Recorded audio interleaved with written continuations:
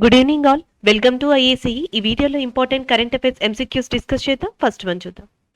Indian navy day is observed every year on. So Indian navy day ఎప్పుడో అని అడుగుతున్నారు. 4th December. Option A is the correct answer. 8th October వచ్చేటప్పటికి మనకి air force day, భారత వైమానిక దళ దినోత్సవం 8th అక్టోబర్. 15th జాన్ వచ్చేటప్పటికి మనకి ఆర్మీ డే కింద ఉంది. సో ఇది కూడా గుర్తుపెట్టుకోవచ్చు. And the next one, Indian navy డేని 4th డిసెంబర్ మనకి రికగ్నైజ్ చేయడానికి కారణం 1971. 1971లో మనకి ఇండో పాక్ వార్ అనేది జరిగింది, బంగ్లాదేశ్ యొక్క స్వతంత్రం కోసం, బంగ్లాదేశ్ యొక్క లిబరేషన్ కోసం. సో ఆ సందర్భంగా మనకి ఆపరేషన్ ట్రైడెంట్ అనే దాన్ని చేపట్టింది భారత నావికా దళం. సో ఆ ఆపరేషన్ ట్రైడెంట్ విషయంలో పాకిస్తాన్ యొక్క నావికా దళాన్ని ఎదుర్కోవడంలో సమర్థవంతంగా సక్సెస్ అయింది భారత నావికా దళం. సో అందుకని చెప్పేసి 4th డిసెంబర్న మనకి ఇండియన్ నేవీ డే కింద డిక్లేర్ చేయడం జరిగింది. సో ఇది మనం ఇక్కడ గుర్తుపెట్టుకోవాల్సిన విషయం. అదే సంవత్సరం ఆపరేషన్ పైథాన్ అనే దాన్ని కూడా కండక్ట్ చేసింది. దాని ముందర ఎగ్జాక్ట్ గా 10 years అంటే 1961లో ఆపరేషన్ విజయ్ గోవాని సొంతం ఎనాక్సేషన్ కోసం ఇండియా ట్రై చేసినప్పుడు 1961లో పోర్చుగీస్ స్వాధీనం నుంచి ఆ టైంలో కూడా ఆర్మీ ఎయిర్ ఫోర్స్ తో పాటు ఇండియన్ నేవీ కూడా ఆపరేషన్ ని లాంచ్ చేయడం జరిగింది. అండ్ నెక్స్ట్ 1988లో మాల్దీవ్స్ ని కాపాడడం కోసం అప్పట్లో మనకి రాజీవ్ గాంధీ గారి యొక్క అధ్యక్షతన భారత నావికా దళం ఆపరేషన్ క్యాక్టస్ అనే దాన్ని కూడా లాంచ్ చేయడం జరిగింది. సో ఇలా పలుసార్లు. అండ్ రీసెంట్ గా అయితే 2020లో కోవిడ్ టైంలో మనకి ఆపరేషన్ సముద్ర సేతు 1 అండ్ ఆపరేషన్ సముద్ర సేతు 2 అనే దాన్ని కండక్ట్ చేసింది. ఆపరేషన్ సముద్ర సేతు 1 వచ్చేటప్పటికి వందే భారత్ మిషన్ ప్రకారం అండ్ ఎలా అయితే ఎయిర్ ఫోర్స్ భారతీయులు ఎక్కడైతే చిక్కుకుపోయారో వేరే కంట్రీస్ లో తీసుకొచ్చిందో అలాగే అండ్ కొన్ని కంట్రీస్ లో మనకి నావికా దళం కూడా ఇండియన్స్ ని అట్లా తీసుకురావడం జరిగింది సముద్ర సేతు 1 ద్వారా. సముద్ర సేతు 2లోనేమో సెకండ్ కోవిడ్ టైంలో ఏదైతే ఆక్సిజన్ సప్లై తక్కువ అయిపోయిందో సో ఆ టైంలో ఆక్సిజన్ ని భారతదేశానికి సమర్థవంతంగా వేరే కంట్రీస్ నుంచి తీసుకొచ్చారు భారత నావికా దళం ఆపరేషన్ సముద్ర సేతు 2 ద్వారా. సో అలాంటి నావికా దళానికి సంబంధించిందే ఇండియన్ నేవీ డే అనేది 4th డిసెంబర్ రికగ్నైజ్ చేయబడింది. సో నెక్స్ట్ వచ్చేటప్పటికి which book has been selected as the winner of the 4th Kamaladevi Chattopadhyay new India foundation book prize 2021. 2021 new India foundation యొక్క 4వ కమలాదేవి చటోపాధ్యాయ అవార్డు ఎవరికి వచ్చింది అని అడుగుతున్నారు. సో ఆప్షన్స్ లో డిఫరెంట్ ఆప్షన్స్ ఉన్నాయి. Answer option A Naoroji pioneer of Indian nationalism. దీనిని దిన్యార్ పటేల్ గారు రాశారు. దిన్యార్ పటేల్ ఈయన ఆధర్ అండి. సో ఈయన రాసిన book Naoroji pioneer of India nationalism. ఈ బుక్ కి గాను Kamaladevi Chattopadhyay new Indian foundation 2021 book prize award ఈయనకి లభించింది. దీనితో పాటు 5 లక్షల క్యాష్ ప్రైజ్ ని కూడా ఈయన అందుకోనున్నారు. అండ్ కమలాదేవి చటోపాధ్యాయ వచ్చేటప్పటికి ఈమె యొక్క స్వతంత్ర సమరయోధురాలు, ఫ్రీడమ్ ఫైటర్. అండ్ దాదాపుగా 18 బుక్స్ ని కూడా రాశారు ఈమె. సో అలాంటి కమలాదేవి చటోపాధ్యాయ గారి జ్ఞాపకార్థంగా ఈ అవార్డుని ఎస్టాబ్లిష్ చేశారు.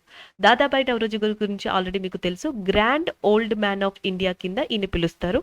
And as well as the poverty and British rule India అనే బుక్ ని కూడా ఈయన రాశారు. డ్రెయిన్ వెల్తీ థియరీతో ఈయన చాలా ఫేమస్ గా చెప్పొచ్చు. దాదాబాయి నవరోజీ పొలిటీషియన్ గా, ట్రేడర్ గా and as well as the freedom fighter గా దాదాబాయి నవరోజీ చాలా పేరు ప్రఖ్యాతలు గాంచారు ఇండియాలో.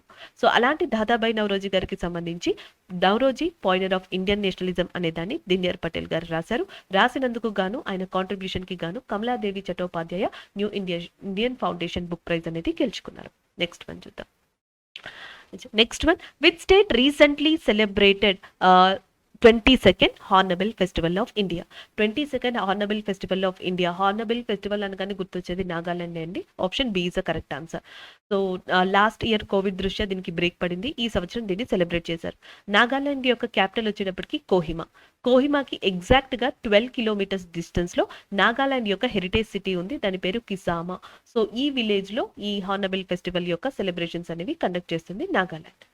అండ్ నాగాలాండ్ ని పక్కన పెడితే ఇక్కడ అరుణాచల్ ప్రదేశ్ ఉంది కదా. అరుణాచల్ ప్రదేశ్ లో డ్రీ అనే ఫెస్టివల్ చాలా ఫేమస్ గా చెప్పొచ్చు.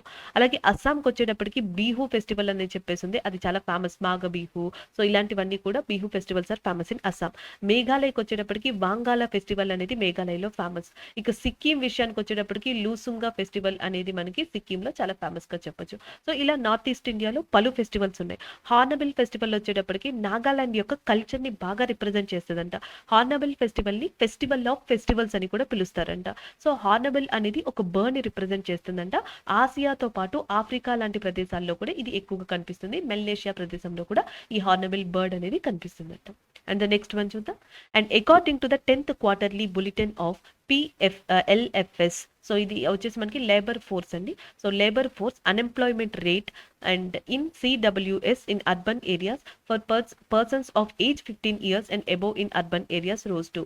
సో యాక్చువల్గా ఇది ఏంటంటే మనకి 10వ త్రైమాసిక బులెటిన్ అనేది ఇవ్వబడింది. ఎవరంటే ministry of statistics, national statistical organisation, ఈ రెండు కలిసి 10th క్వార్టర్లీ బులెటిన్ అనే దాన్ని రిలీజ్ చేశాయి లేబర్ ఫోర్స్ కి సంబంధించి. సో దాంట్లో అర్బన్ ఏరియాస్ లో అండర్ ఏజ్ 15 years కేటగిరీలో అన్ఎంప్లాయ్మెంట్ రేట్ అనేది మార్చ్ 2021 కి ఎంత ఉంది అని చెప్పేసి అడుగుతున్నారు. 9.3%. అన్ఎంప్లాయ్మెంట్ రేట్ పెరిగింది, ఎందుకంటే 2020 వచ్చేటప్పటికి 9.1% ఉందంట. బట్ ఏదైతే మనకి కరెక్ట్ ఆన్సర్ 9.3%. 2021 వచ్చేటప్పటికి అన్ఎంప్లాయ్మెంట్ రేట్ 9.3% పెరిగిందంట. అండ్ లేబర్ ఫోర్స్ ఉంటుంది కదా, లేబర్ ఫోర్స్ పార్టిసిపేషన్ అనేది అది 2020తో పోల్చుకుంటే 2021లో డిక్రీజ్ అయిందంట. సో లేబర్ ఫోర్స్ పార్టిసిపేషన్ ఏమో తగ్గిపోయింది, అన్ఎంప్లాయ్మెంట్ రేట్ ఏమో పెరిగింది అని చెప్పేసి ఈ రిపోర్ట్ ప్రకారం చెప్పడం జరిగింది. అండ్ ద నెక్స్ట్ వన్ చూద్దాం. So next current affair, in December 2021, India has become the part of G20 Troika, in which year will be India host G20 Troika Summit. So ఇక్కడ మనకి ఫస్ట్ తెలియాల్సింది ఏంటంటే G20 summit India ఎప్పుడు నిర్వహించబోతుంది అని అడుగుతున్నారు. అదే ఇక్కడ direct question. So దాన్ని కొంచెం ఇండైరెక్ట్ గా ఇచ్చారు. అయితే 2023లో ఇండియా G20 సమావేశాన్ని నిర్వహించబోతుంది. ఆన్సర్ అయిపోయింది. అయితే ఇక్కడ ట్రైకా అనే ఒక వర్డ్ ని వీళ్ళు మెన్షన్ చేశారు, ట్రైకా అనే వర్డ్. సో దీని గురించి మనం ఒకసారి చూద్దాం. సో జనరల్ గా ఏంటంటే ప్రీవియస్, కరెంట్, ఇన్కమింగ్ లేదా ఫ్యూచర్ అనే పదాలతో కూడుకుంది ట్రైకా. G20లో మనకి ఆస్ట్రేలియా, అర్జెంటీనా, కెనడా, ఇండియా ఇలాంటి కంట్రీస్ ఉన్నాయి. వాటితో పాటు యూరోపియన్ యూనియన్ ఉందని కూడా మీకు తెలుసు. అయితే ఒక్కొక్క సంవత్సరం ఒక్కొక్క కంట్రీ దాన్ని ప్రెసిడెన్సీ నిర్వహించుకుంటూ వస్తూ హోస్ట్ చేస్తుంది. ప్రీవియస్ గా అంటే 2020లో సమావేశం జరగాలి. 2021 ఏదైతే ఉందో ఇప్పుడు జరిగిందో, సో ప్రెసెంట్. సో 2021లో ఎవరు నిర్వహించారు? మనకి ఇటలీ నిర్వహించింది G20 సమావేశాన్ని. సో ఇది నిర్వహించింది, ప్రెసిడెన్సీగా కూడా ఇదే ఉంది. నెక్స్ట్ రాబోయేది, దాన్ని కరెంట్ గా మనం తీసుకుంటున్నాం, దీన్ని ప్రీవియస్ గా మనం తీసుకుంటున్నాం. 2022 రాబోయే దాంట్లో ఎవరు నిర్వహించబోతున్నారు? ఇండోనేషియా నిర్వహించబోతుంది. సో ప్రెసిడెన్సీగా అదే ఉండబోతుంది, G20 సమావేశాన్ని అదే నిర్వహిస్తుంది. 2023 ఎవరు నిర్వహించబోతున్నారు? ఇండియా. ప్రెసిడెన్సీగా కూడా G20కి ఎవరు ఉండబోతున్నారు? ఇండియానే. 2023 ఇండియా, 2022 ఇండోనేషియా, 2021 ఇటలీ. ఈ మూడు ఉన్నాయి కదా, ఈ మూడు ట్రైకాగా ఏర్పడ్డాయి. Troika is nothing but the group which is formed with in the G20 and which represented that previous, current, incoming presidencies of G20 అన్నమాట. సో దాన్ని G20 ట్రైకా అని చెప్పి పిలుస్తున్నారు.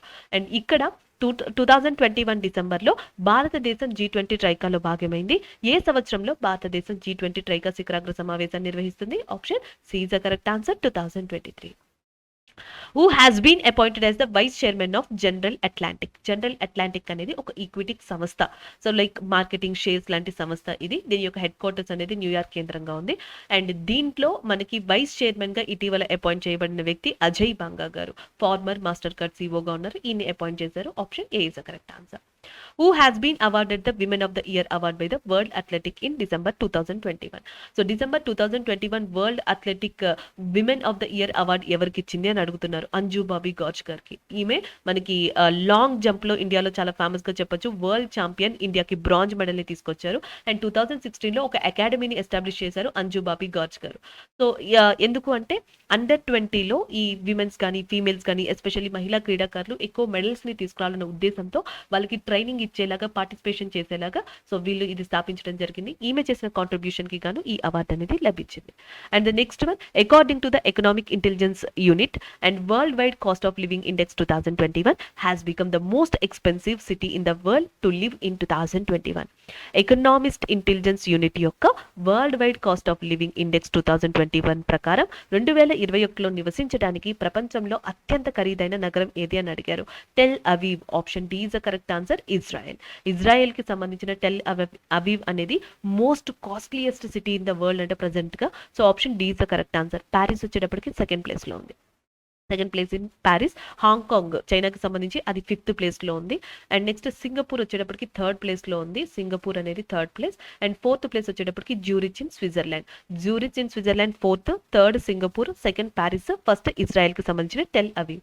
ఇంకా లీస్ట్ అంటే చీపెస్ట్ ఉన్నది ఏది అంటే మనకి డెమస్కస్.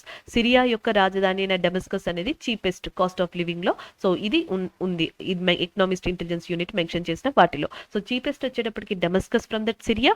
అండ్ కాస్ట్ వచ్చేటప్పటికి మోస్ట్ కాస్ట్లీయెస్ట్ వచ్చేటప్పటికి ఇజ్రాయెల్కి సంబంధించిన Tel Aviv. And the next one చూద్దాం. Who has been recently appointed as the strategic group adviser of OYO. ఓయోకి స్ట్రాటజిక్ గ్రూప్ అడ్వైజర్గా ఎవరు నియమించబడ్డారు? రంజీష్ కుమార్ గారు. సో ఇది వరకు ఈయన ఎస్బీఐకి ఫార్మర్ హెడ్ ఆఫ్ ఎస్బీఐ ఈయన, అండ్ ప్రస్తుతం భారత్ పే లాంటి వాటికి బోర్డ్ ఆఫ్ ద మెంబర్గా ఉన్నారు. అలాంటి రంజీష్ కుమార్ గారిని ఓయో యొక్క స్ట్రాటజిక్ గ్రూప్ అడ్వైజర్గా అపాయింట్ చేశారు. Option B is the correct answer. And the next one, according to the 2021 edition of World CM Report, and which Indian company has been ranked number 1 cooperative among the top 300 cooperatives in the world in 2021. 2021 WCM report ప్రకారం ప్రపంచంలోని 300 cooperatives లో and number 1 గా నిలిచింది ఏది అని అడుగుతున్నారు. In the 2021 Indian company has been ranked number 1 cooperative అంట, అది ఏది అని అడుగుతున్నారు. లైక్ జెన్జోవా, గుజరాత్ కోఆపరేటివ్ మిల్క్ మార్కెటింగ్, లేకపోతే నోంగ్యోపా, లేకపోతే IFFCO Indian farmer fertilisers cooperative. So Indian farmer fertilisers cooperative IFFCO ఏదైతే ఉందో, సో ఇది 300 కోఆపరేటివ్స్ లో ప్రపంచంలోనే టాప్ 1 గా నిలిచింది ఇండియా తరపున 2021 ఎడిషన్ ఆఫ్ WCM రిపోర్ట్ ప్రకారం. Option D is the correct answer, Indian Farmers Fertilisers Corporation Limited. And the next one చూద్దాం. Who has won the 7th Dr. M.S. Swaminathan Award for the period 2017-19? 2017-19కి గాను MS Swaminathan గారి award ఎవరికి వచ్చింది అని అడుగుతున్నారు. Telangana agriculture యూనివర్సిటీకి సంబంధించిన ప్రవీణ్ రావు గారికి రావడం జరిగింది. 2004లో స్థాపించారు ఎంఎస్ స్వామినాథన్ అవార్డుని. సో దీనిని Indian council of agriculture research సంస్థ 2 సంవత్సరాలకు ఒకసారి ఇస్తుంది. 2017-19కి సంబంధించి ఇప్పుడు 7th డాక్టర్ ఎంఎస్ స్వామినాథన్ అవార్డుని ప్రకటించారు అండ్ ఇవ్వడం కూడా జరిగింది వి ప్రవీణ్ రావు గారికి. Option A is correct answer. Father of Indian green revolution గా ఎంఎస్ స్వామినాథన్ గారు పిలువబడతారు. So next question, which university has announced the Rajiv Goyal prize for the young scientist in December 2021? December 2021లో Rajiv Goyal prize అనేది యంగ్ సైంటిస్ట్ కోసం ఏ యూనివర్సిటీ ప్రకటించింది అని అడుగుతున్నారు. Delhi, Ashoka, Mumbai and Kurukshetra universities. Answer Kurukshetra university, Kurukshetra విశ్వవిద్యాలయం, హర్యానాకి సంబంధించి. హర్యానాకి సంబంధించిన కురుక్షేత్ర విశ్వవిద్యాలయం అనేది రాజీవ్ గోయల్ ప్రైజ్ అనే దాన్ని యంగ్ సైంటిస్ట్ కోసం ప్రకటించింది. అండ్ దీని యొక్క క్యాష్ ప్రైజ్ వచ్చేటప్పటికి 1 lakh గా ఉంది. ₹1,00,000 క్యాష్ ప్రైజ్ ని కూడా వీళ్ళు ప్రకటించారు. And the next one, as per the report title reimagining with the US role in the global ocean plastic waste, with which country is the biggest contributor of global plastic waste in the world? So మనకి global plastic waste in the world విషయంలో biggest contributor ఏది ప్రపంచంలో అని అడుగుతున్నారు. That is nothing but USA. Option C is the correct answer. And the next one, which state celebrated its 59th statehood day on December 1st, 2021? December 1, 2021 మనకి 59th statehood day అనేది ఎవరు ప్రకటించుకున్నారంటే Nagaland. December 1st is the Nagaland day. Option A is the correct answer. So next one, All India Radio has started which of the following programs to offer youth a platform to aid their voices as a part of the ongoing Azadi Ka Amrit Mahotsav celebrations? So Azadi కా అమృత మహోత్సవ్ యొక్క ఉత్సవాల సందర్భంగా, వేడుకల సందర్భంగా భారత యువతకి కూడా ఒక ఛాన్స్ కల్పించేలాగా, సో వాళ్ళు కూడా వాళ్ళ యొక్క వాయిస్ ని రైజ్ చేసేలాగా ఆల్ ఇండియా రేడియో ఒక ప్లాట్ఫామ్ ని కల్పించింది. ఆ ప్రోగ్రామ్ పేరేంటి అని అడుగుతున్నారు. AIR Next. Option C is the correct answer. Thank you.